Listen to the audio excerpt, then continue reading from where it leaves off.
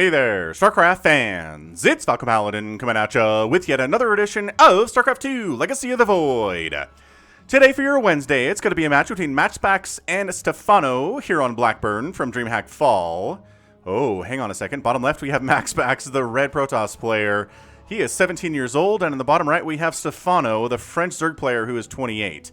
So Stephano's 11 years older than MaxPax, which basically means it's an old man versus a baby in this game. But MaxPax is increasing in skill and game sense, and well, I'm enjoying watching him increase in those areas. All right, man. So this is gonna be okay. I was gonna just a hatch block.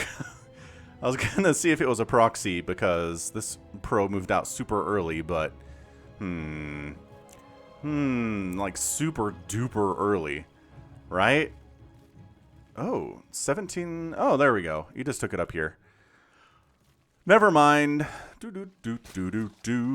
So 16, 18, 17 here from Stephano. 1 gate expand from MaxPax. No proxies in this game.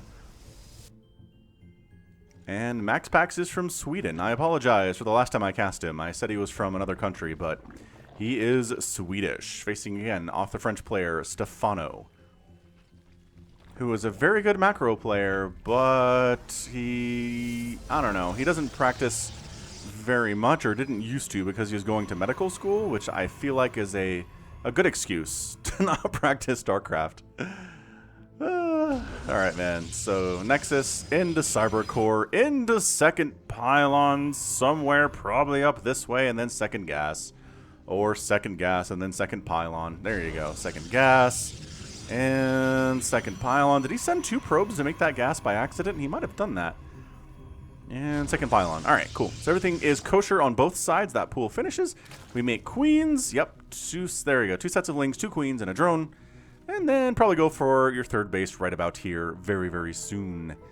Very soon there. But that said, Stephano seems to be making a couple extra drones here, making the Maynard way down to this third base, instead of just using them to make a third base right here, which you probably want to do because MaxPax is going 1 gate expand.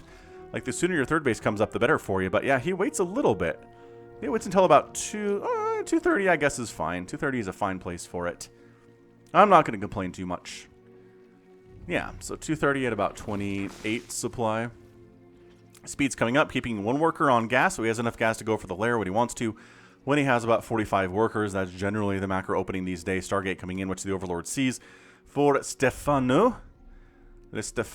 And he's making a couple of deps to defend against any early ling pressure that Stephano might want to dump down his way. But he's got 2 sets of lings and 25 drones, so that's probably not going to be enough to get through here. And it's a void ray opening from MaxPax.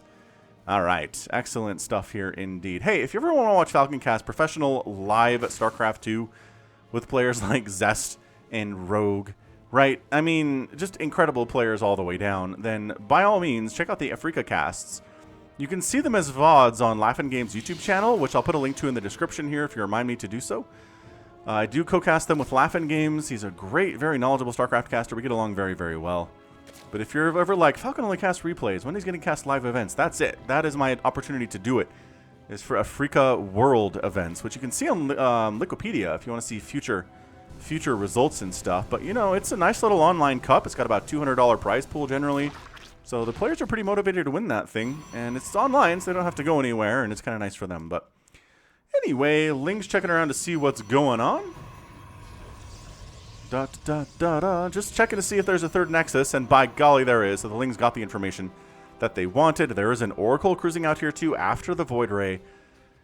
And we'll see what the further tech is for MaxPax here. Does he throw down another Stargate? Does he go for a Robo, a Twilight? His options are almost innumerable here. Okay, that's not true. He has like 3 things he can do. I guess he could just throw down additional gateways and just like try to go for some crazy 3-base, like 12-gate gateway attack, which would be interesting. I kind of would want to see that, actually. Oracle ends up getting 1 kill. Going to be a single drone, but chased away by the safety spores that Stephano threw up here, you know, about 30 seconds ago. Or, you know, still working on it here to second base location. We're going to call this second base and this the third base because that's how it makes more sense to me. And I know that's not the order in which they came up, but whatevs. Whatevs indeed. All right, where are we? Creep spread pushing quite nicely. It is a second Stargate. and a forge, and going for +1 air. So he's trying to get right up. Oracles can actually kill a single queen. This is why you either need 2 spores and a queen, or 2 queens and a spore to defend against this sort of thing. And oh my gosh, he's going to get out. He gets out with 7 HP on that Oracle. Very, very nicely done, and ends up getting 4 kills on it too. So hogging all the kills is the very injured Oracle. Void Ray production is happening here, and is that another Stargate in addition? No, I think that's the one that just popped right here. So yeah, going Void Rays. So several Void Rays here. The question is, oh my gosh, this Oracle harass. This Oracle harass is good. This kid, man, he kind of got famous with a little proxy MaxPax build, where you proxy a gateway and a cybernetics core and like get pressure that way on your opponent. But he's turned out to be a pretty darn solid Protoss all the way around. His macro is looking extremely good here. His income is ahead of Stephano, as a good Protoss should be at 5 minutes into the game. But 4th base coming up for Stephano with the gold base, that's going to help him immensely if he can hold this position here behind the gold minerals. Because if you can't, then you can't mine from this. It's pretty much that simple. Are these still 7 kills on that Oracle? 6 drones have gone down. That's pretty good stuff here for MaxPax. I mean, if this was Raynor you were dealing with, Raynor would probably already be at about 90 workers because he's insane. Okay, that's not fair. Stephano's very good here too. But yeah, good Zerg players can kind of absorb the hits and they'll be fine. Yeah, Void Rays are like, you're taking this base? No, you're not. But the Queens say, yes, we are. Yes, we are. You get out of here. Queens can hold against Void Rays, but they start having trouble against things like Immortals or like Adepts back here. And the trick is you really can't mine from this if there's armies set up over here because they can sit outside of the range of the Queens. Oh my gosh, we're going for this. Transfuse! Transfuse! And transfuse. Man, transfuse. If you don't use transfuse, Zerg players, you're doing it wrong. Wait, what is killing drones? These guys just get more? 1 kill for you and 8 kills for you. Alright. Man, Ling's trying to maybe jump on this 3rd base, or maybe just... I mean, there's Zealots and Cannon and Shield Battery here, so that's not happening for these Lings, although they're thinking about it, but nah. They take a poke in and see what's going on. Additional Lings are here. There's a Spire coming in, and we're making 3 carriers at a time. So MaxPax is definitely just rushing immediately. Like, immediately to Skytoss on, gosh dang, 4 base. This is a pretty greedy 4th to take.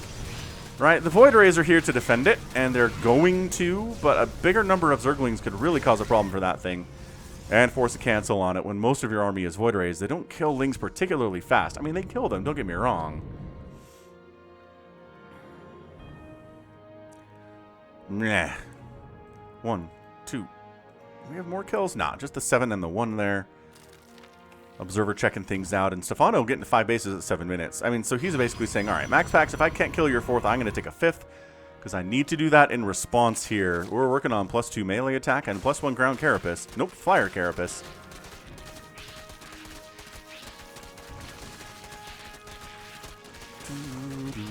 And +2 flyer attack getting researched. So MaxPax is like, you know what? I'm doing great.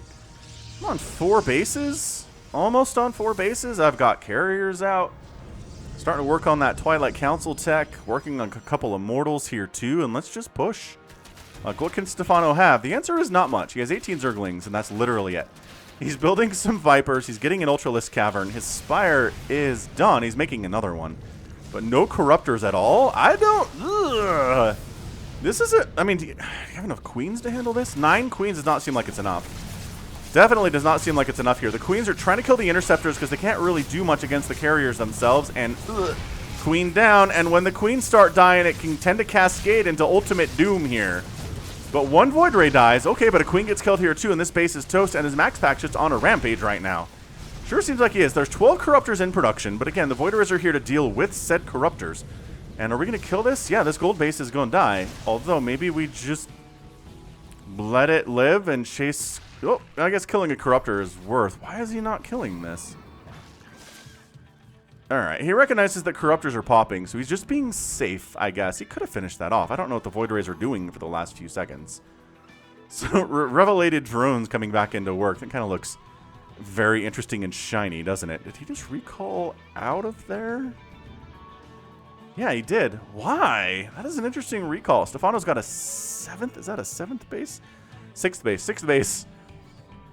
down here. Zergling makes sure that MaxPax doesn't have a 5th coming up at the top left, but there's a 5th coming up down here instead, which there's a little bit of vision on that too. There was a link that died. Obviously, chitinous plating, +3 attack coming in. The Ultralisk upgrades, I'm not sure if I feel great about that. Because, I mean, I guess the ground army isn't much to talk about.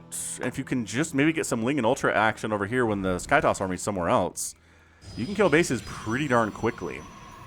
Especially if the Immortal count isn't very high, and then suddenly the Ultras are just kind of crushing everything on the ground. Yeah, there's not much that Protoss has to deal with Ultras except for Immortals, but they're very, very good against Immortals. Pathogen Glands coming in, so we're going to see some Infestor play out of here from Stephano. I like that quite a bit. Zerglings, beautifully done. Just beautifully done. They've got Adrenal, they've got +2 attack. They're going to take this down easy peasy. Yeah, forcing... Oh no, they killed that. That wasn't even a cancel. The Corruptor is just flying around. Like, they don't really want to engage unless they have to. If the Void Rays aren't on Prismatic Alignment, if they're on Prismatic Alignment cooldown, then the Corruptors can actually do really well. But if you're smart, like MaxPax, and you're leaving that ready to pop whenever you need it, then suddenly the Corruptors can engage without suddenly Prismatic Alignment Void attacks coming right at them, you know? MaxPax, the good player that he is, immediately starts to warp in his 5th base again. And taking a 6th base in the top left. Who takes the 12 o'clock and the 6 o'clock is the question of the day. Much easier to get to this, much harder to get to this. And the Zerg player really shouldn't take this anyway, just because it's so easy for Skytoss to fly on up here and murder it. This is probably your best bet if you want to be able to defend that. So clearing out some creep, order of the day here, just making sure it doesn't get too close. And a couple Ultras on the way. Greater Spire coming in and Neural Parasite getting researched. So I like this. Group of Zealots, but man, when these Lings have the upgrades they do, when they have +2 attack and Adrenal, and you only have +1 attack and no armor upgrades at all for the Zealots, you're not going to have a good time. You don't actually need like double the number of Zealots usually that you get here. This dude's pretty happy though. He's hacking away at drones. Does get 2 kills, 3 kills. Alright, alright. Lings can't really accomplish much. These are well-defended bases. MaxPax knows how to defend against Ling infestation. And then overkill of the century. About 6 Ultras show up. 5 Ultras show up and murder a Zealot. It works. It's just overkill. More Zealots coming in. Once again, they don't have the greatest upgrades, so they don't really accomplish much if they get, you know, resisted at all, which they are. 13 Corruptors in production. We have 14, so that's going to be a... It's a huge 27 Corruptors going to be in the sky here. Some of them will be turned into Broodlords, I assume. Make a lot of sense. We got ourselves a Dark Shrine. Ladies and gentlemen, will we see some DT Blink shenanigans? That is the question of the day. Baneling Force rolling in. Great probe pull. Really shouldn't connect with much here. They get a cannon and a shield battery. Which immediately get replaced, and don't take that long to replace either. Income tab is favoring Stephano currently. And there's our battle report on that battle. Let's see here. Resources destroyed 300. And a probe dies. There you go. Battle report from the Shopify doohickey, which is very neat. Again, I wish we can get it in replays that weren't played with that specific thing built in, but hey. It's all good. Adept says, ah yes, a Spore Crawler Forest. Of course. Of course, of course. I'm very, very used to those.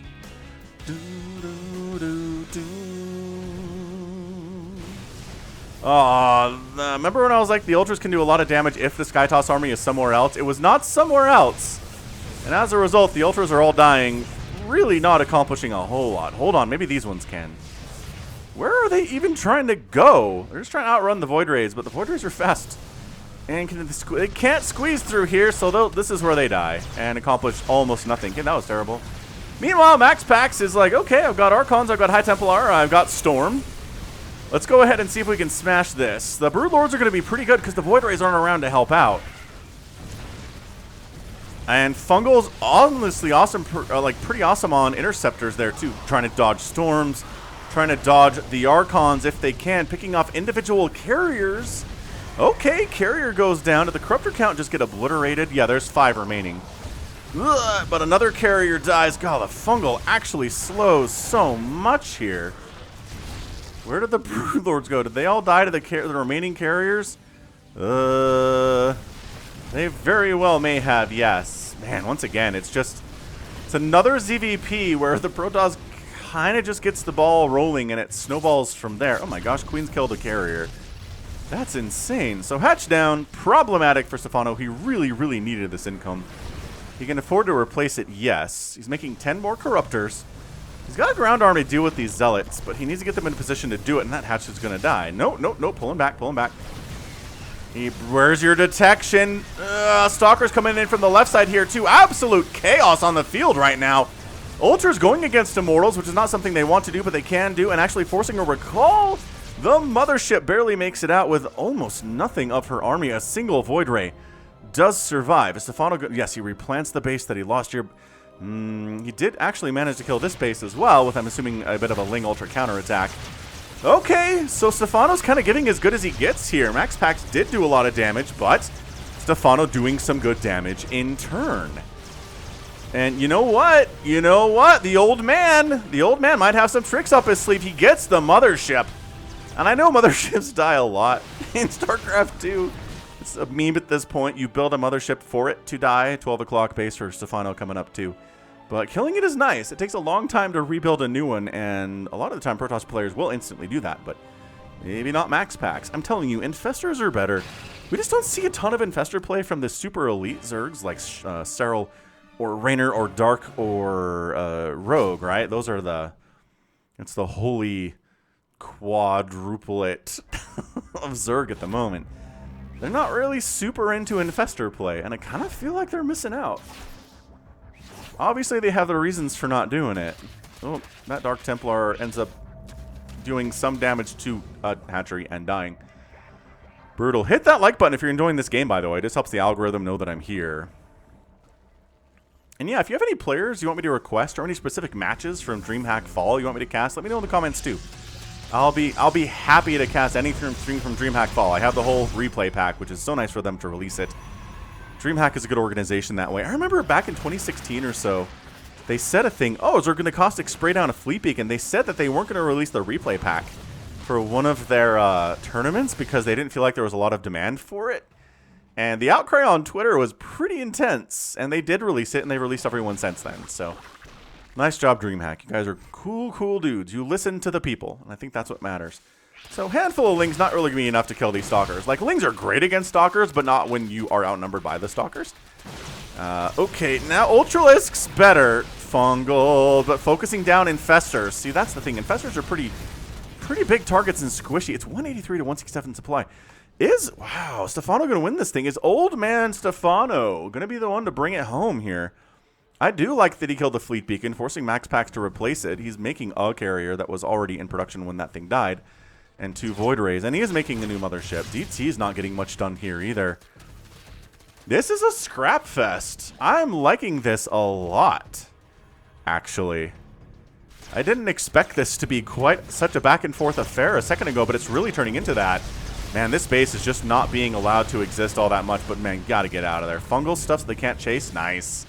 Nice. Fungaling stuff so it can't chase is even very good.